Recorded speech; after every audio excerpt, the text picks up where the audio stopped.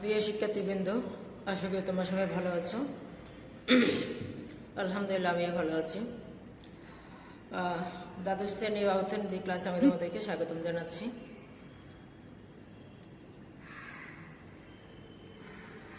আমরা আগে ভিডিও ক্লাসটাতে সরকারি অর্থ ব্যবস্থা অধ্যায়টা শুরু করেছিলাম। তার ধারাবাহিকতে আজকে আমরা ওই একই অধ্যায়ে কিছু বিষয় নিয়ে আলোচনা করব। তোমরা হয়তো খেয়াল করবা, মাঝে মধ্যে আমাদের দেশের সাধারণ মানুষকে বলতে শুনি, আমাদের টাকায়, জনগণের টাকায় দেশ চলে। খুবই একটা বিখ্যাত ডায়লগ, সবাই বলে জনগণের টাকায় দেশ চলে। আবার মানে এরকম একটা আর কি অনেকটা অহমিকা ভাব, বা এটা সঙ্গত কারণেই বলে আসলে জনগণের টাকায় দেশ চলে। এখন কিভাবে জনগণের টাকায় দেশ চলে আমরা সেটা একটু দেখব। আমরা মূলত আজকে ট্যাক্স বা কর এই বিষয়গুলো নিয়ে আলোচনা করব। কিভাবে দেশ পরিচালিত হয় বা দেশ পরিচালনা অথবা দেশের উন্নয়ন কর্মকাণ্ড পরিচালনা করতে গিয়ে সরকারের যে বিশাল পরিমাণ অর্থের প্রয়োজন হয় তার একটা বিশাল অংশ আসে বা যোগান দেয় এই ট্যাক্স।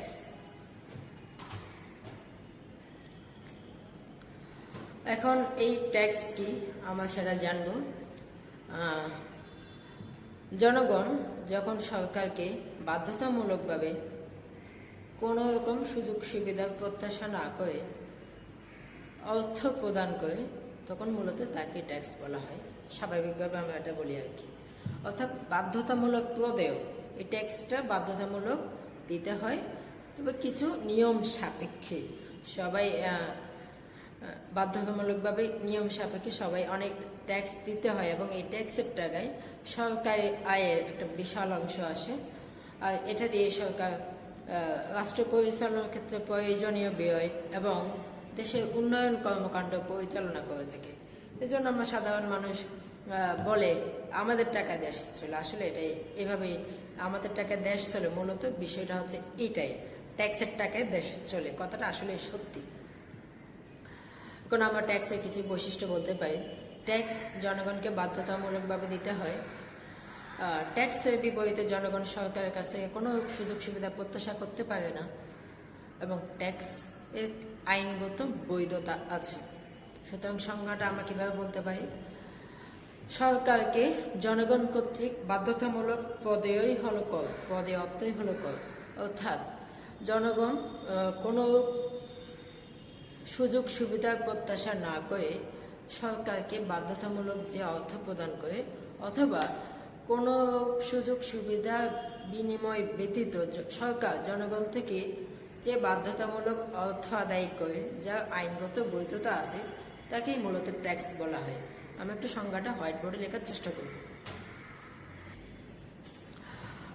তোমরা দেখতে পাচ্ছ আমি হোয়াইট বোর্ড অলরেডি লিখেছি। কর, ট্যাক্স সংজ্ঞা দিয়েছি, সরকারের নিকট থেকে সরাসরি বিশেষ কোনো সুবিধা প্রত্যাশা না করে জনগণ বাধ্যতামূলকভাবে সরকারকে যে অর্থ প্রদান করে তাকে ট্যাক্স বলা হয়। কয়েকটি বৈশিষ্ট্য আমি উল্লেখ করেছি। ট্যাক্স হচ্ছে বাধ্যতামূলক, অবশ্যই দিতে হবে। ইহার সাথে চাওয়া পাওয়ার কোনো সম্পর্ক নাই, এবং ইহার আইনগত বৈধতা আছে। তাহলে আশা করি ট্যাক্স সম্পর্কে তোমাদের সংজ্ঞাগত এবং বৈশিষ্ট্যগত ধারণা আশা করি ক্লিয়ার হয়েছে। এবং মজার বিষয় হচ্ছে, আমরা তো টাকা, অর্থ সবাই চিনে এবং সবাই বুঝে, কিন্তু আমরা কখনো কাউকে কোনো কিছু প্রত্যাশা না করে টাকা দিই না স্বাভাবিকভাবে। কিন্তু দেখো, শুধুমাত্র এক্ষেত্রে ব্যতিক্রম, আমরা সরকারের কাছে বাধ্যতামূলকভাবে কোনো কিছু প্রত্যাশা না করে টাকা দিয়ে থাকি। আর সেটাই হচ্ছে ট্যাক্স, যেটা আমাদের হিউম্যান বিহেভিয়ারের সাথে ব্যতিক্রম। তোমার কাছ থেকে তুমি কি কাউকে কোনো উদ্দেশ্য ছাড়া আবার বাধ্যতামূলকভাবে রিটার্ন কোনো কিছু পাবা না, এই উদ্দেশ্য একে টাকা দিবা? সচরাচর আমরা এই কাজটা খুবই কম করি। দান সেটা ব্যতিক্রম, তবে দান করলেও তো আমরা পরকালে কিছু পাওয়ার আশা করে থাকি, তাই না? এটা কি, এবং দান কিন্তু আবার বাধ্যতামূলক নয়। সো ট্যাক্স হচ্ছে, আশা করি ট্যাক্সের ধারণাটা তোমাদের ক্লিয়ার হয়েছে। এখন আমরা দেখব ট্যাক্সের ধরনগুলো, এর সাথে কি কি বিষয় জড়িত আছে। করাঘাত করাপাত। আমি একটু হোয়াইট বলে লেখার চেষ্টা করতেছি। আমি লিখেছি অলরেডি করাঘাত করাপাত। Impact and incidence of taxes. আচ্ছা, এখন করাঘাতটা কি আমি একটু দেখি। আঘাত শব্দটা জড়িত আছে, কয়ের সাথে আঘাত মিলে করাঘাত, অনেকটা দুটো শব্দের মিলনে হয়েছে, অনেকটা সন্ধির সম্পর্ক হচ্ছে বাংলা ব্যাকরণে। কর প্লাস আঘাত সমান করাঘাত।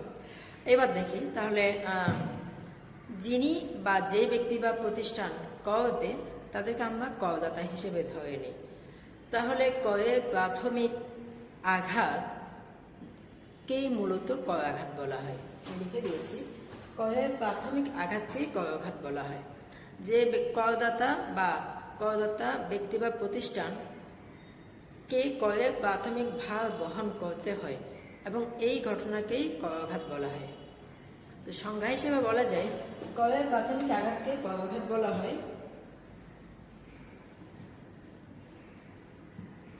করের প্রাথমিক ভার বহন করাকেই মূলত করাঘাত বলে আর কি। একটু আমি উদাহরণ দিয়ে বলতে পারি করাঘাত জিনিসটা কিরকম। যেমন সাপোজ তোমার একটা পণ্য উৎপাদনকারী প্রতিষ্ঠান আছে বা কারখানা আছে, ইন্ডাস্ট্রি আছে, প্রতি একক পণ্যের দাম 100 টাকা।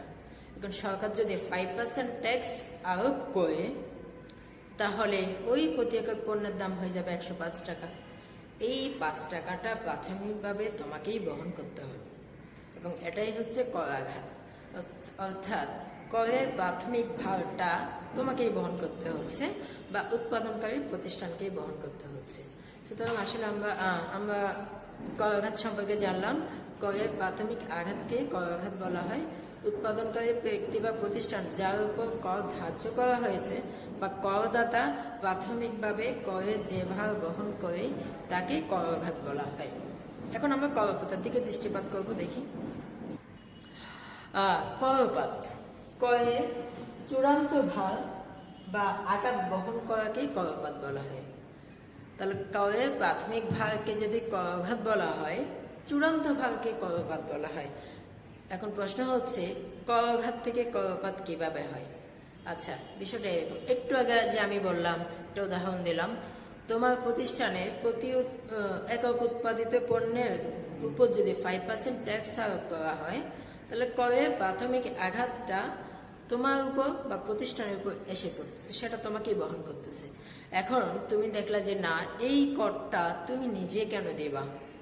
তুমি এখন পণ্যের দাম যদি 100 টাকা হয়, 5% ট্যাক্স অ্যাড করলে পণ্যের দাম হয়ে যাচ্ছে 105 টাকা। তুমি প্রথমে করের আঘাতটা নিজে বহন করলা, পণ্যটা বিক্রি করার সময় সাথে 105 টাকাটা অ্যাড করে দিলা, 5% অ্যাড করে দিয়েছো। তাহলে এখন কি হলো? তুমি প্রথমে দিয়ে দিয়েছো, কিন্তু ঠিকই জনগণ থেকে তুমি আবার আদায় করে নিয়েছো, ভোক্তা থেকে আদায় করে নিয়েছো। তাহলে করের ভারটা তুমি আরেক অন্য জনদের উপর তুলে দিয়েছো, ছেড়ে দিয়েছো। প্রথমে তুমি বহন করেছো, বিক্রি করার সময় সে ট্যাক্সটা অ্যাড করে দিয়েছো, ওটা মানুষ থেকে আদায় করে নিয়েছো। তাহলে করের আপাত ভাগ বা চূড়ান্ত ভাগ তুমি আর বহন করো নাই, জনগণই বা ভোক্তারাই বহন করেছে। এটাই হচ্ছে করের চূড়ান্ত ভাগ। এই জন্য বলা হয় করের চূড়ান্ত ভাগ বা আঘাতকেই করপাত বলা হয়। সুতরাং আমরা দেখতে পারলাম করাঘাত ব্যক্তি বা প্রতিষ্ঠান সরাসরি বহন করে এবং এই করাঘাতকে যদি ভোক্তাদের বা কারোর কাছ থেকে আদায় করে নেওয়া হয়, তখন সেটা করপাত হয়ে যায়। এই আর কি। এখন আমরা করাঘাত এবং করপাতের পার্থক্যগুলো একটু দেখব। একটু খেয়াল করো, আমি হোয়াইট বোর্ডে করাঘাত এবং করপাতের পার্থক্য লিখেছি। প্রথমে তোমার সংজ্ঞাগত পার্থক্যটা দিতে পারো। করের প্রাথমিক আঘাতকে করাঘাত বলা হয় এবং করের চূড়ান্ত আঘাতকে করপাত বলা হয়। সেটা আমি এখানে লেখার চেষ্টা করেছি। করাঘাত হলে করের আঘাত বা করপাত হচ্ছে করের চূড়ান্ত ভাগ। 2 নম্বরটা খেয়াল করো, করাঘাত হতে কর সঞ্চালন করা যায়, করপাতে করা যায় না। অর্থাৎ আমরা তো জানি করাঘাত প্রাথমিকভাবে করদাতার উপর আরোপিত হয়, পরে তিনি চাইলে সেটা ক্রেতা বা ভোক্তাদের উপর সঞ্চালন করে দিতে পারেন। এই জন্য করাঘাতকে সঞ্চালন করা যায়, করপাত আর সঞ্চালন করা যায় না। চূড়ান্তভাবেই তো দিতে হবে, আর উনি আর কাউকে দিতে পারেন, সেটাই। করঘাত হলো করের সাময়িক বোঝা। আমার উপর যদি করের প্রাথমিক আঘাত আসে, আমি যদি উৎপাদনকারী ব্যক্তি বা প্রতিষ্ঠান হই, তাহলে আমি প্রথমে টাকাটা করের আঘাতটা আমি নিব, সেটা আমি পে করব, পরে আমি আমার পণ্য বাজারজাত করার সময় ভোক্তা থেকে সেটা আদায় করে নেব। এই জন্য করাঘাত হচ্ছে করের সাময়িক বোঝা, আমি সেটা আবার নিয়ে আসতে পারতেছি। করবাদ হচ্ছে চূড়ান্ত বোঝা। এখন আমি যাদের থেকে সেই করটা আদায় করব, মানে ভোক্তাদের উপর চাপাই দেবো, তাদেরকে তো আলটিমেটলি দিতে হবে। এই জন্য তাদের ক্ষেত্রে এটা করবাদটা হচ্ছে চূড়ান্ত বোঝা, আর কোনো উপায় নেই। আমি তো উসুল করে নিয়ে ফেলেছি। করাঘাতের প্রভাব ক্ষণস্থায়ী, আমি কম সময়ের জন্য সেটা ফিল করব, কিন্তু যারা দিবেন করাঘাতের প্রভাবটা দীর্ঘস্থায়ী। ভোক্তা বা ক্রেতা সাধারণের ক্ষেত্রে সেটা দীর্ঘস্থায়ী প্রভাব বিস্তার করে থাকে। তাছাড়া আরেকটা পার্থক্য হতে পারে 5 নম্বর পার্থক্য, আর অনেক পার্থক্য লেখা যায়, আমি 5টা উল্লেখ করতেছি। যার উপর করাঘাত হয় তিনি করের চূড়ান্ত ভারও বহন করতে পারেন, আবার নাও করতে পারেন। করাঘাতের ক্ষেত্রে যে ব্যক্তি বা প্রতিষ্ঠান করের চূড়ান্ত ভারটা বহন চাইলে করতেও পারেন, নাও করতে পারেন।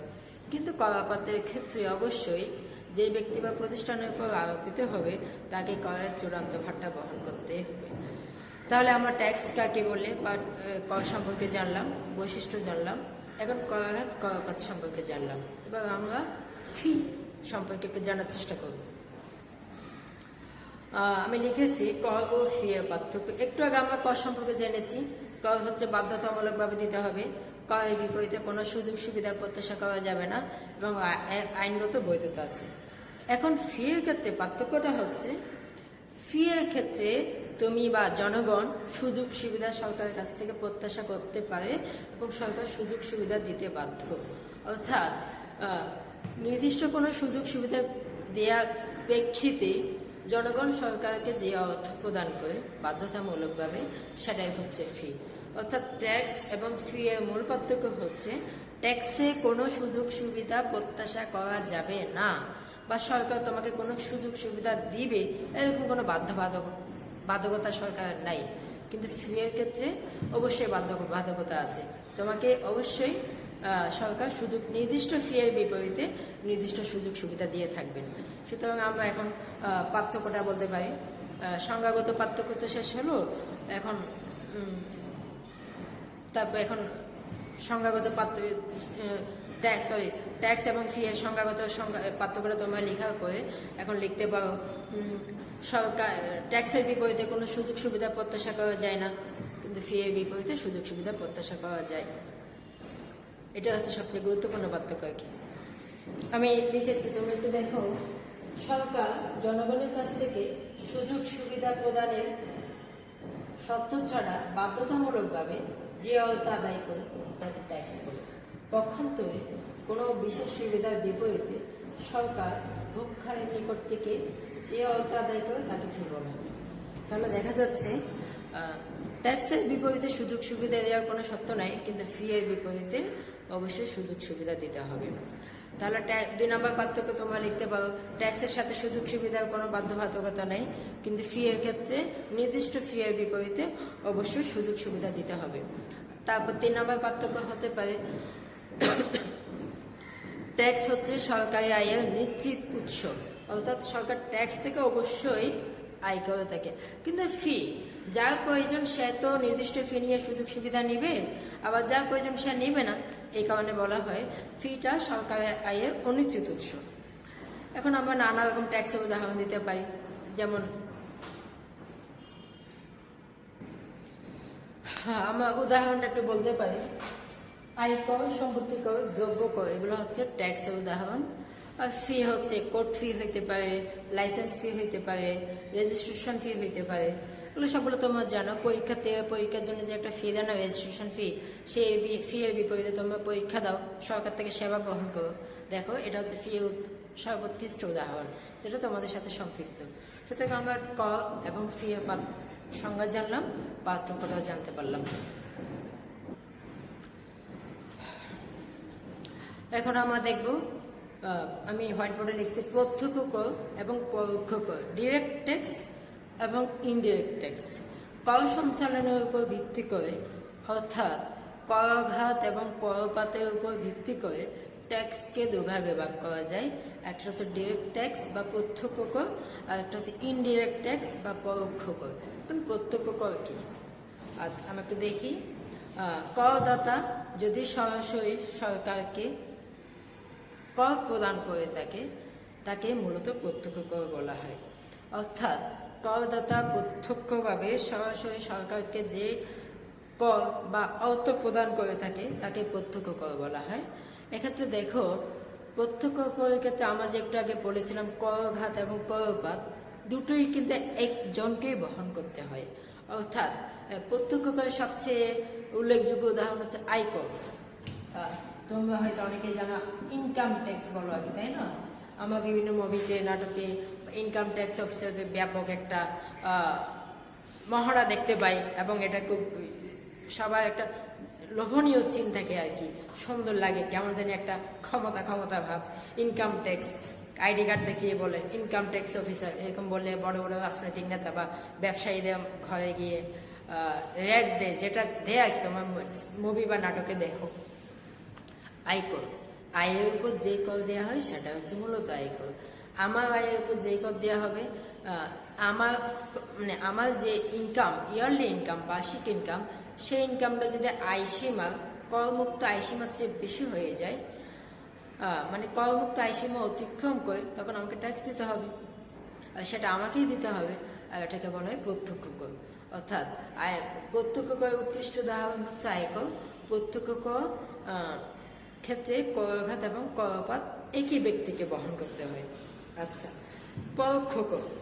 এখন করদাতা ব্যক্তি বা প্রতিষ্ঠান যদি নিজে কর না দিয়ে অন্য কোনো মাধ্যমে কর প্রদান করে, অর্থাৎ পরোক্ষভাবে প্রদান করে, সেটাকে বলা হয় পরোক্ষ কর। অর্থাৎ এক্ষেত্রে করঘাত সঞ্চালিত হয়ে করপাতে পরিণত হয়।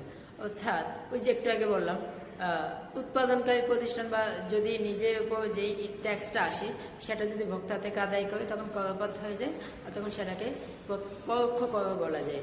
পরোক্ষ করের গুরুত্বপূর্ণ উদাহরণ হচ্ছে তোমার ভ্যাট, আমার যেটা বলে value added tax. Value added ট্যাক্সটা, ভ্যাটটা প্রথম উৎপাদনকারী প্রতিষ্ঠান বা ব্যক্তি বহন করে, করঘাতটা তার উপর যায়, শেষে উনি মূল্যের উপর যখন তুলে দেন করপাতটা ভোক্তাদের নিকট থেকে আদায় করে, আর এটাকে পরোক্ষ কর বলা যায়। আমরা একটু পার্থক্যটা হোয়াইট বোর্ডে লেখার চেষ্টা করব। একটু খেয়াল করো, আমি প্রত্যক্ষ কর এবং পরোক্ষ করের পার্থক্যগুলো একটু হোয়াইট বোর্ডে লেখার চেষ্টা করেছি যাতে তোমাদের একটু সুবিধা হয়। আমি বলতেছি, তোমাকে দেখতে পারো, প্রত্যক্ষ করে করাঘাত এবং করাপাত একই ব্যক্তির উপর করে। অর্থাৎ প্রত্যক্ষ করে হচ্ছে করের আঘাত এবং করের আঘাত একজন একই ব্যক্তি বা প্রতিষ্ঠানকেই বহন করতে হয়, কিন্তু পরোক্ষ করে করাঘাত বা করাপাত ভিন্ন ভিন্ন ব্যক্তির উপর পড়ে থাকে। 2 নম্বর, প্রত্যক্ষ কর নাগরিক সচেতনতা বৃদ্ধি করে, পরোক্ষ কর নাগরিক সচেতনতা বৃদ্ধি করে না। বিষয়টা কিরকম? আমার আয়ের উপর যদি আমাকে ট্যাক্স দিতে হয় বা ইনকাম ট্যাক্স দিতে হয়, তাহলে আমি কিভাবে দিব, কেমনে দিব, কখন দিব, সব কিছু খুব ভালোভাবে খেয়াল করে জেনে শুনে দিয়ে থাকি। অর্থাৎ এক্ষেত্রে আমার সচেতনতা বৃদ্ধি পায়। কিন্তু পরোক্ষ করের ক্ষেত্রে আমরা এরকম সচেতন থাকি না। যেন আমরা দোকান থেকে জিনিস কিনে নিয়ে আসছি, সেক্ষেত্রে এখানে কয় টাকা আসছে বা কয় টাকা ট্যাক্স, আমি কখনো হিসেব করি না। একইভাবে প্রত্যক্ষ কর হচ্ছে একটা প্রগতিশীল কর, পরোক্ষ কর হচ্ছে অধোগতিশীল কর। প্রত্যক্ষ কর দ্রব্যের দামকে প্রভাবিত করে না, পরোক্ষ কর করে থাকে। কিভাবে? প্রত্যক্ষ কর মানে হচ্ছে ইনকাম ট্যাক্স, বা একটা আমি উদাহরণ বললাম, আমি আমার আয়ের উপর যেই কর সেটা আমার দ্রব্যের দামকে কোনো প্রভাবিত করতে পারে না। কিন্তু পরোক্ষ কর ওই যে উৎপাদনকারী ব্যক্তি বা প্রতিষ্ঠান ভোক্তার উপর চাপিয়ে দিচ্ছে, সেটা দ্রব্যের দামকে প্রভাবিত করে, তার দ্রব্যের দামকে বাড়িয়ে দেয়। প্রত্যক্ষ কর সামাজিক ন্যায় বিচারের সাথে সম্পর্কিত, পরোক্ষ কর নয়। কিভাবে? প্রত্যক্ষ কর আসলে সামাজিক ন্যায় বিচারের সাথে সম্পর্কিত। যাদের অনেক বেশি আয়, যাদের অনেক বেশি ইনকাম, সেই ইনকাম থেকে অতিরিক্ত হলে তখন সরকারকে ট্যাক্স দিতে হয়। সরকার সেই ট্যাক্স দিয়ে দেশের উন্নয়ন ব্যয় পরিচালনা করে থাকে, দেশ পরিচালনা করে থাকে, মানে দেশের কল্যাণে কাজ করে থাকে, এবং এই সুফলটা দেশের নিম্ন শ্রেণীর মানুষের সবচেয়ে বেশি পেয়ে থাকে। ফলে আয় বৈষম্যটা হ্রাস পায়, নিম্নয়ের মানুষদেরও জীবনযাত্রার মান বৃদ্ধি পায়, কর্মসংস্থানও বৃদ্ধি পেতে পারে। অর্থাৎ এই কারণে বলা হয়ে থাকে প্রত্যক্ষকর সামাজিক ন্যায় বিষয়ের সাথে সম্পর্কিত, কিন্তু পরোক্ষকর নয়। তুমি দোকান থেকে কোনো একটা প্রোডাক্ট কিনলা, সেটা একজন ধনী লোকে যে দামে কিনবে, একজন গরিব লোকে সেই দামে কিনবে। অর্থাৎ পরোক্ষকর সামাজিক ন্যায় বিষয়ে প্রভাব বিস্তার ডিরেক্টলি করতে পারে না, যেটা প্রত্যক্ষকর করতে পারে। সুতরাং আজকে আমরা এই পর্যন্তই থাকি। ভিডিও অনেক লম্বা হয়ে যাচ্ছে, প্রায় 20 মিনিট। আমরা আজকে ট্যাক্স পড়লাম, করঘাত করপাত জানলাম, ফি এবং ট্যাক্স এবং ফি এর পার্থক্য জানলাম, প্রত্যক্ষ কর পরোক্ষ কর কি এগুলোর পার্থক্য কয়েকটি উদাহরণ জানলাম। পরের ক্লাসে আমরা ইনশাল্লাহ চেষ্টা করব পুরো অধ্যায়টা মোটামুটি শেষ করে দেওয়ার জন্য। সে পর্যন্ত সবাই সুস্থ থাকো, ভালো থাকো। তোমাদের সবার জন্য দোয়া হলো, শুভকামনা হলো। আমার জন্য অবশ্যই দোয়া করবা। অবশ্যই সবাই স্বাস্থ্যবিধি মেনে চলবা। নিজে সুস্থ থাকবা, পরিবারকে সুস্থ রাখার চেষ্টা করবা, সবাইকে সচেতন করবা। অবশ্যই মাস্ক এবং স্যানিটাইজার ইউজ করবা। ঠিক আছে, সবার জন্য শুভকামনা হলো। ধন্যবাদ তোমাদেরকে।